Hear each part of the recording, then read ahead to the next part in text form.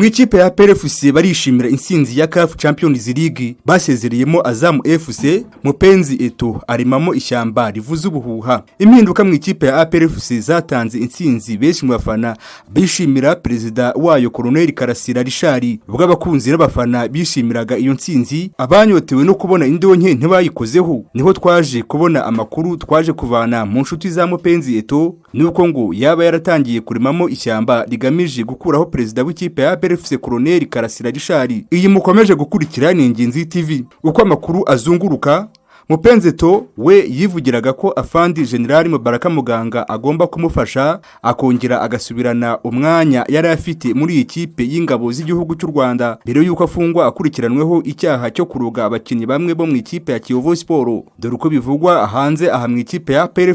Mupenzi Eto akirekurwa yashatse gusubira mu ikipe ya APR kandi agasubirana umwanya yari afite, asanga ubuyobozi buriho butemera ibikorwa bigayitse yakoraga. Ishusho yamwe mu makosa yakozwe mu gihe General Mubaraka Muganga yayoboraga ikipe ya APR kandi akozwe na Mupenzi Eto, dore ko ntawe yubahaga ubaho uretse General Mubaraka gusa. Uko Eto yabikoze, yashenye ikipe ya Rayon Sport muri 2019-2020 bikozwe mu rwego rwo kwerekana ko nta wamuvuga. Urugero batwaye abakinnyi Manzi Thierry, Mutsinzi Ange, Mukuru Christopher, Niyonzima Sefu, kongeraho Mupenzi Eto yakoze inyandiko mpimbano yavugaga ko umukinnyi Manishimwe Jaberi yaguzwe mu ikipe yo muri Kenya akabona kujya mu ikipe ya APR.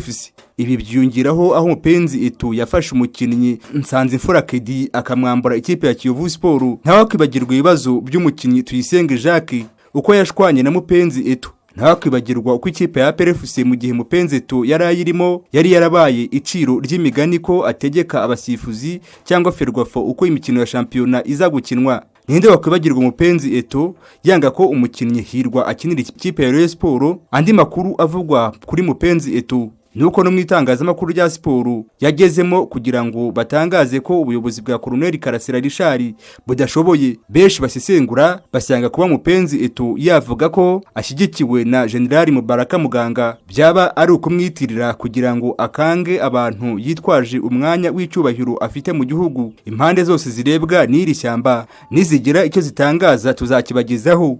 Umwe muri ba afandi twaganiriye akanga ko izina rye rishyirwa ahagaragara kubera umutekano we. Tuganira yagize ati, tumaze iminsi dutegura uyu mukino wa CAF Champions League, none n'intsinzi irabonetse. Ariko Mupenzi Eto yaciye hasi no hejuru ngo agaruke mu ikipe ya APR kandi yongere agure abakinnyi n'abatoza. Nk'ubu hariho benshi abwira ko abakinnyi b'abanyamahanga baguzwe badashoboye, bityo bikaba byerekana ko we yagura abarenze abikipe yaguze. Gusa twe nka APR nta kiza yaduhaye uretse kuduteza bakeba kandi mu buryo bugayitse. Iyi ni Ingenzi TV, nge ndacyari Spiridio Habimana.